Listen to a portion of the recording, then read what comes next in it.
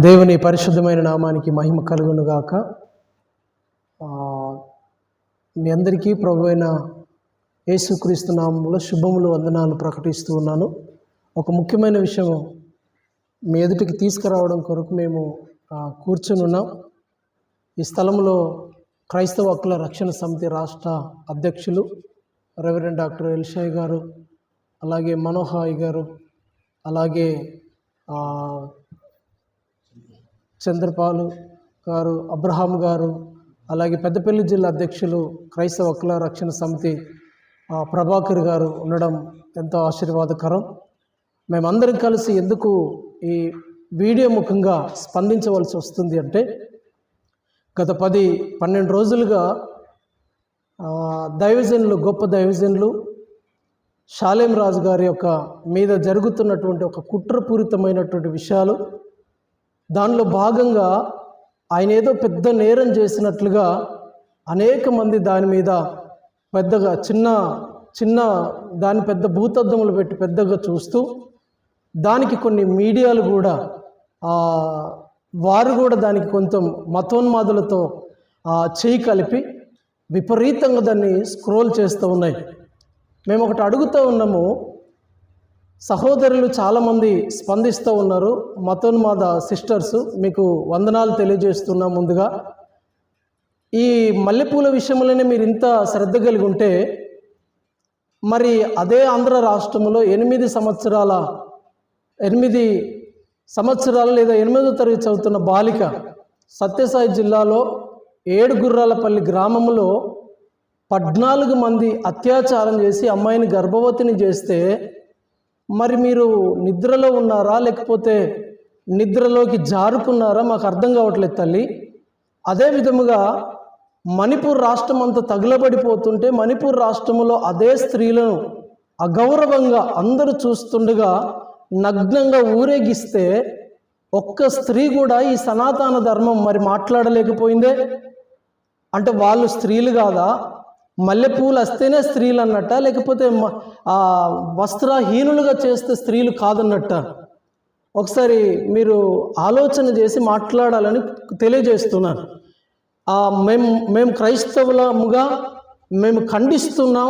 షాలేము రాజు గారు చేసిన వాక్య ఎంత మాత్రము తప్పు కానే కాదు అని మేము కటాఖండితంగా ఖండిస్తున్నాం. ఎందుకోసం అంటే, స్త్రీలను గౌరవించే మంచి మనసున్న వ్యక్తి, స్త్రీలను గౌరవించే క్రైస్తవ సమాజంలో ఎవరు ఏ పరిస్థితులు ఉన్నారో, మేము ఎవరిని ఏ మతాన్ని గురించి మాట్లాడట్లేదు, కానీ స్త్రీలను ముమ్మాటికి గౌరవించే మతం ఏదైనా ఉందంటే ఏకైక మార్గమైనటువంటి మతం క్రైస్తవమే.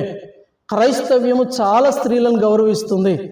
నేను అంటున్నాను, మన తెలుగు రాష్ట్రాల్లో ఉన్నటువంటి కొంతమంది మతోన్మాదులు, ఇక పేరు చెప్పనక్కర్లేదు సిస్టర్స్, మీకు అందరికీ తెలుసు, మీరు కూడా గొర్రెలు బర్రెలనే మాట్లాడుతున్నారు. పాపం ఎందుకోసం అంటే, మీరు చదువుకున్న సంస్కృతి అదే కదా.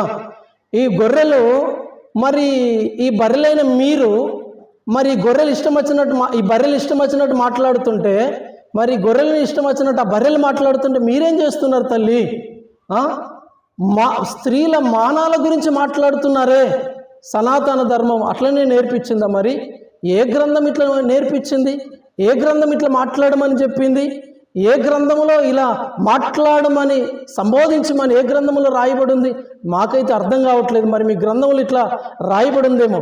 క్రైస్తవుడు అనబడిన వాడు ఎవరు కూడా ఇట్లాంటి వల్గర్ భాష ఏ స్త్రీని గురించి మాట్లాడుతున్నారు అంటే, మీ సనాతన ధర్మంలో మరి ఏముందో తల్లులారా?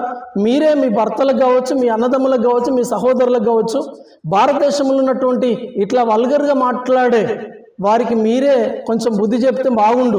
ఎందుకోసం అంటే, మల్లెపూల విషయంలో ఇంత రద్దాంతం చేసి మీరు మరి దిగంబరులుగా తిప్పుతున్నప్పుడు ఏం చేస్తున్నారు? క్రైస్తవ స్త్రీలను గర్భిణులుగా ఉంటూ కూడా చూడకుండా తంతున్నారు. మరి ఈ విషయంలో మీరేం చేస్తున్నారు తల్లులు? మా క్రైస్తవులు కూడా మిడిమిడి జ్ఞానం కలిగిన వారు ఎవరో ఒకరు, మేము క్రైస్తవులు, మేము పాస్టర్ అమ్మలమని చెప్పుకుంటున్నారు. మేము అంటున్నాం, వాళ్ళకు కూడా వాక్య జ్ఞానము తెలియదు. వాళ్ళు కూడా చిన్న జ్ఞానములతోనే ముందుకు వెళుతున్నారు తప్ప వాళ్ళకు కూడా జ్ఞానం తెలియదు. కానీ మేము ఒకటే ఖండిస్తున్నాం, 2 తెలుగు రాష్ట్రాలు, యావత్ ప్రపంచంలో ఉన్న క్రైస్తవులందరూ కూడా ఖండిస్తున్నాం.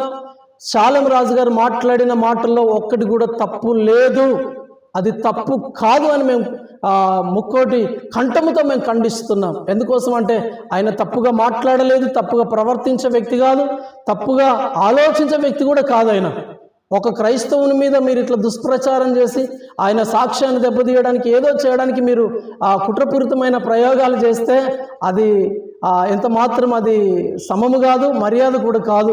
భారతదేశానికి ఒక మర్యాద ఉంది, ఒక సంస్కృతి ఉంది. ప్రతి ఒక్కరిని క్షమించాలి, ప్రేమించాలి, గౌరవించాలి అన్న ఒక సంస్కృతి భారతదేశంలో ఉంది కనుక ఆ ప్రేమతోటే మేము వెళుతున్నాం. మేము కూడా కేసులు పెట్టాలంటే సహోదరులారా వందలు వేల కేసులు పెట్టగలం, వేల కేసులు పెట్టగలం. మేము ఒక అడుగు ముందుకు వేస్తే క్రీస్తు ప్రేమ మాలో లేకపోతే మీరు దూషిస్తున్న దూషణలకు గాను, మీరు మాట్లాడుతున్న మాటలకు గాను, మతోన్మాదులు మాట్లాడుతున్న మాటలకు గాను, మతోన్మాది సహోదరులు మాట్లాడుతున్న మాటలకు గాను మేము కొన్ని వేల కేసులు పెట్టగలం. ఎందుకోసం అంటే మా మరియమ్మ తల్లిని దూషిస్తున్నారు, యేసు ప్రభుని దూషిస్తున్నారు, ఇష్టం వచ్చినట్లుగా మాట్లాడుతున్నారు, నోటికేదొస్తే అది కూడా మేము కేసులు పెట్టగలం. కానీ మేము అంటున్నాం, రాష్ట్ర ప్రభుత్వాలకు మేము విజ్ఞప్తి చేస్తున్నాం ప్రేమతో, రాష్ట్ర ప్రభుత్వాలు ప్రతి మతాన్ని గౌరవించే ప్రభుత్వాలుగా మేము గుర్తిస్తున్నాం కాబట్టి తప్పకుండా దీని విషయంలో చర్య తీసుకోవాలి. మేము ఎంత సహనం కలిగి ఉన్నామో రాష్ట్ర ప్రభుత్వాలు ఇప్పటికైనా గుర్తించాలని తెలియజేస్తున్నాను. పోలీస్ డిపార్ట్మెంట్ కూడా ఇప్పటికైనా గుర్తించాలి. మేము ఇంకా కూడా మౌనంగానే ఉన్నాం, మౌనంగానే మేము శాంతియుక్తంగా వెళ్ళడానికి ప్రయత్నం చేస్తున్నాం. ఒకవేళ మేమే మీకులాగా మాట్లాడడానికి ప్రయత్నం చేస్తే లా అండ్ ఆర్డర్కు తప్పకుండా ప్రాబ్లం అవుతుంది. ఇది రాష్ట్ర ప్రభుత్వాలు, 2 తెలుగు రాష్ట్ర ప్రభుత్వాలు, ముఖ్యమంత్రులు కావచ్చు, మంత్రులు కావచ్చు, లేదా పోలీస్ డిపార్ట్మెంట్ వారు కావచ్చు, దయతో మేము వాటికి మెరిగిన వారిగా మేము అంటున్నాం, మేము ఎవరిని ఇబ్బంది పెట్టకూడదని మేము ఇంకా కూడా సహిస్తున్నాం. ఇంతటితో శాలేం రాజు గారి మీద వస్తున్నటువంటి ఆ స్క్రోలింగ్లు ఏవైతే ఉన్నాయో, కొన్ని మతోన్మాద మీడియాలు ఏవైతే మీరు చేస్తున్నారో, మీడియా మతోన్మాదులకు నేను సూటిగా ప్రశ్న అడుగుతున్నాను.